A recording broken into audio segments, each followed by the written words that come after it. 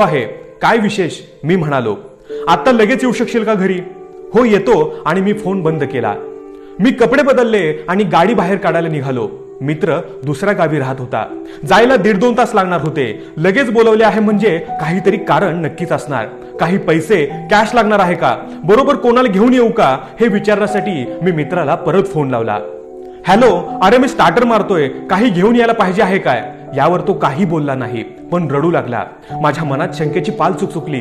काय घडले आहे हे कळेना. मी विचारले काय झाले, पण काही बोलेना. नुसताच रडू लागला. मी गोंधळून गेलो. काय करावे कळेना. एवढ्यात फोनवर दुसरे कोणीतरी बोलले. मला अपरिचित आवाज होता. बहुधा मित्राचा मित्र असावा.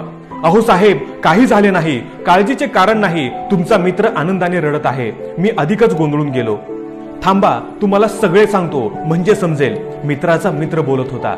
आम्ही 7-8 जण बसलो आहोत. मैत्रीवर चर्चा चालू होती. बोलता बोलता एक पैज लागली. आता प्रत्येकाने त्याच्या बाहेर गावच्या मित्राला फोन करायचा आणि लगेच ये म्हणून सांगायचे. तो मित्र येतो म्हणाला पाहिजे. आणि पैजेतील महत्वाची अट म्हणजे त्या मित्राने काय, कशाला, एवढ्या रात्री काय, सकाळी आलो तर चालेल का, असे काहीही विचारता कामा नये. आम्ही सगळ्यांनी मित्रांना फोन केले, पण प्रत्येकाने काय, कशाला म्हणूनच विचारले. फक्त तुम्हीच काहीही शंका न घेता येतो म्हणालात आणि काय आणू का विचारलेत. आम्ही स्पीकर फोनवर ऐकले.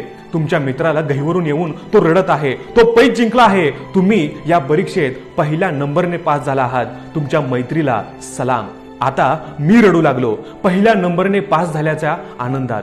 मित्रांनो, भरपूर मोठी फ्रेंड लिस्ट ठेवण्याऐवजी मोजकेच फ्रेंड असे ठेवा की जे तुमच्या गरजेच्या वेळी कसलाही विचार न करता धावून येतील. नाहीतर लोकांचे FB वर 5000 फ्रेंड असतात आणि रिअल मध्ये कोणीही ओळखत नाही.